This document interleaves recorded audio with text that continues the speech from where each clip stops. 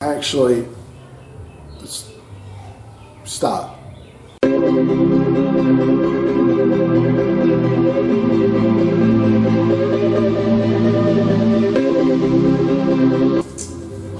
What's up, YouTube? So I just wanted to say I'm sorry for the lack of videos, and also I've been doing some editing and YouTube stuff for sickness videos, so I'll leave a link in the video description of their YouTube channel and their information, so you can check them out as well in the videos on their channel. Today, it's really exciting. We've got a new project. We've still got Jay's 54, but it's at his house where he can work on it some and get it further along. I'm still helping him there as well with that. And but we've got a new project, personal project too, so even more exciting. We are going to be bagging a 1975 Ford Courier. This is a 75 first gen, has coil springs up front and just leaf springs in the rear. The front end, I'm going to be doing a torsion bar setup, which I'll get into later, and then the back will be a simple wishbone setup, trying to keep the gas tank in the factory location if possible. It's going to be a work truck, parts truck. Little cool thing. I've got some stuff added to it, some other parts made for it already that I'll be going over as well. So, introduction to that project today. I have some video I'll add in probably about now.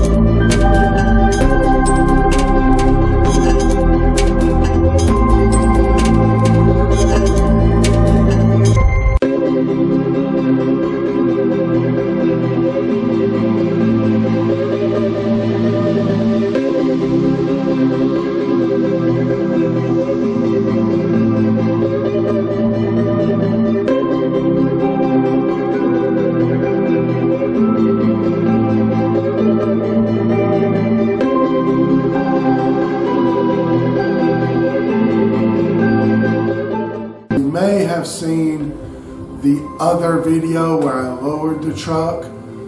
It's where I lowered the front of it, and so we're going to be delving into the front some more, and then we'll do the rear suspension. But today I wanted to go over with some tools that you guys may need when you're bagging a truck. So I just wanted to bring you guys over here and go over some different things about the different tools. First of all, over anything, let's start with personal protection. You want to be protected from, you're going to be cutting with a grinder, plasma cutter, welding. You're going to get sparks and dirt and grime, grease and grime all over you. So, as you can see, I'm wearing a long sleeved, this is just a regular casual type shirt, but they're great. Go to Goodwill, grab a few of them because you're going to be rolling around on the ground and all that kind of stuff, unless you have a lift. So that being said, personal protection is going to be your number one key. So get your shirt. I like to use these kind of shirts. I like Dickie shirts if I can find them. I also have, back behind me, welding jackets. I like to keep those hot, burning pieces of slag off of me. Shirt, something to keep you semi-clean. Safety glasses, guys. Safety glasses are going to be a really big part. You're going to use these all the time. You need to wear them the whole time that you are working on that vehicle. So safety glasses for sure, check. Maybe even a couple pairs of safety glasses. You know. Hearing protection. Hearing protection is a big thing. You're going to be, like I said, grinding, using that grinder. You're going to be using loud tools if you have power tools or things like that. So some hearing protection. These are just some cheap ones from Harbor Freight. They do cut down the sound. They don't clear it all the way out, but they cut it down. So, you know, $2 or whatever they were, $3. Great ear protection. You know, you can get earplugs or some better things like that. Work gloves. Okay, I use gloves. I love gloves. I have 2 or 3, 4 or 5 pairs of them. Just some random ones to put on while you're just working, moving heavy metal around or moving body parts around. Great gloves. Protect your hands. Keep your hands from getting so dirty too. Like I said, gloves. I got several different pair. Like mechanics type work gloves. Welding gloves. You need a good pair of welding gloves. These actually come from a place that we have here local. It's Jones Welding. They're welding gloves. They're probably like on the cheaper end, but gloves for all different types of stuff. You know, you're going to be grinding, so you need gloves too. And don't wear those. Don't wear these kind of gloves right here. These type of mechanics gloves while you're welding or grinding. They're just going to burn up. You need some proper gloves for the proper job you're doing.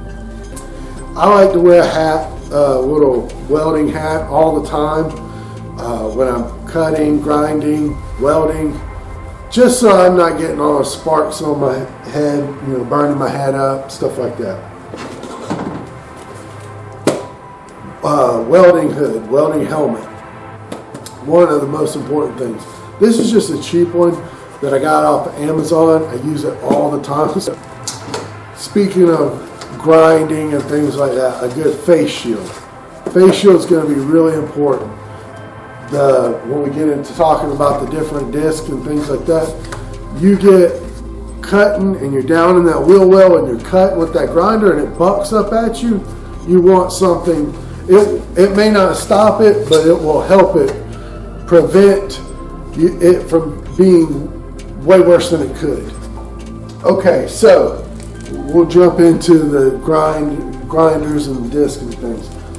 I have several grinders that I use on a daily basis. I have 4 grinders and they all have different wheels on them just so I'm not swapping out and stuff like that. You're going to need at least 1 grinder.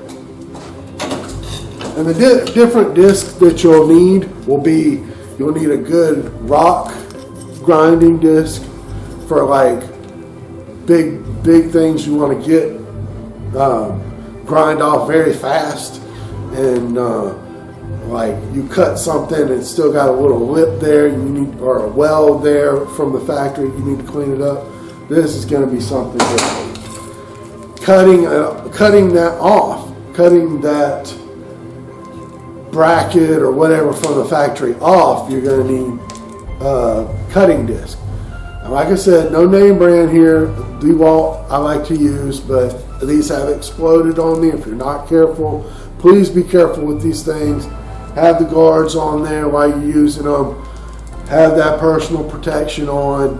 Please, please, please. These things will explode on you and can hurt you very seriously. And then this is just it's just a flat disc for cleanup. You know, making something super smooth and stuff like that. Or if it's just dirty and you've got it pretty well cleaned, this will clean it up to shiny, prep to weld on. So those are the grinding discs that you'll be using. And you also may need a wire wheel cup for something. Maybe some parts that you got that are ready to be, or excuse me, not ready. They need to be cleaned up. You know, they didn't clean them up when you got them, or you hand cut them. You may need that wire wheel to really clean them. And I want to stress, prep is going to be one of the most important things. When you're welding and stuff like that, prep. The better prep you get, the better weld you'll get, the better that the overall will come out, strength-wise and everything. Aesthetically, everything works better when you prep. And just some different random type tools that you'll need. You'll need to take the wheels off. You'll probably be doing that a couple times. So this is just a hand tire tool, but you know, if you got power tools, you'll need the right socket and the right tool to take that off, whether it be an impact or something like electric impact or air impact or cordless impact. You will need that impact. Clamps, you'll need a bunch of clamps. You'll be wanting to clamp stuff on, and you'll want to check it before you weld it on solid. So you'll be using clamps. These are C-clamps. I've got some like vice grip type clamps, you know, as well. They work great for, you know, getting that stuff held in place before you tack it on to help you get it that measurement just right.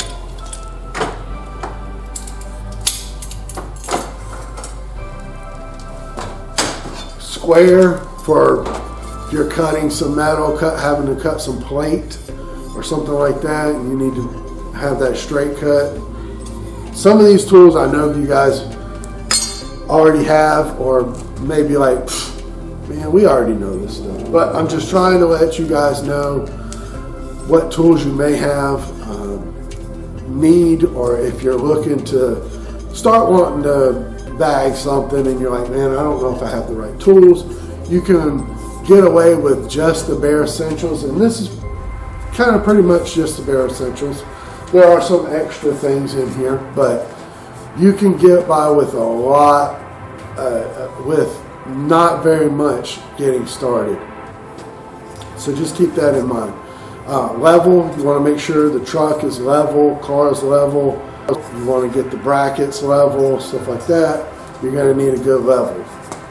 Speaking of levels, like I said, you'll want the car, truck level, so you need a good long, I think this is a 4-foot level, 5-foot level, you know, a good long level as well to level things. Some good hammers. I like, I got this like a dead blow, this is like a sledge. You'll need some good hammers. Some good hammers.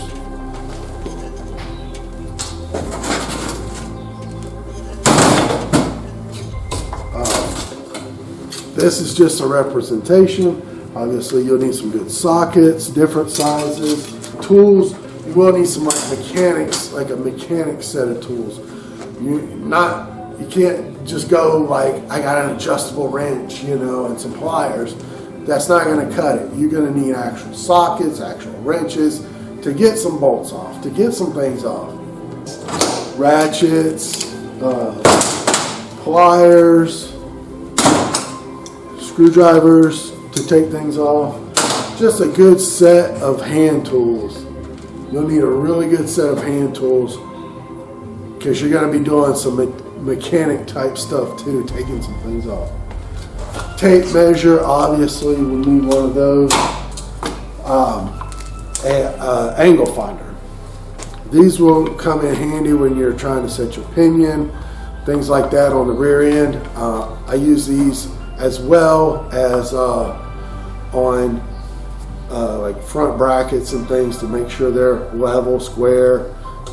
Grinders.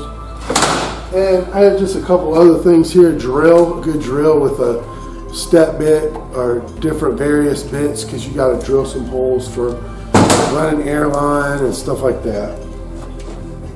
And this probably, if you're working on an older vehicle especially, which we do a lot around here, PV blaster. Not sponsored or anything like that, but this is great. Soak those bolts down the day before you start getting into it. This is a great, it's a tool. It is a tool. So just that PV blaster is really going to help you guys actually stop. Lincoln SP 175 Plus 210 welder will weld up to 1/4 inch. And then when I was saying cutting and stuff like that, this is a plasma cutter. That's an old one that I have. This is also a new one. You don't have to have that plasma cutter, but it helps a lot. You will need a welder, and you will need it to be efficient to weld up to, I would say, at least a 1/4 inch. Just something else I saw on the welder was these are wire cutters for the welder. It's it's a multi-tool, honestly, for your welding machine. So these are great. Like I said, a few of these things you don't need, but a lot of it is pretty basic. So that's pretty much for the tools, I think. And if I forgot anything, please, guys, let me know. And I think that's probably going to end it for the first episode of the 1975 Ford Courier. Bagging that thing, we've got to get it running, and we're going to be bagging it as well, doing some mechanical stuff to get it running. It's going to be, like I said, a little shop truck, daily driver, you know. So it gets great gas mileage. It does, like I said, it does need some work. It needs some work with the carburetor and the points and thing, and a gasket, intake gasket. So we'll be working on all that and getting more in depth with that. So hopefully you guys like this. You know, these tools aren't specific to that truck either. These are very, you know, universal, should I say. So keep that in mind as well. If you're like, oh, I don't have a Courier. Well, you know, these tools will pretty much, you can take these tools and you can bag anything.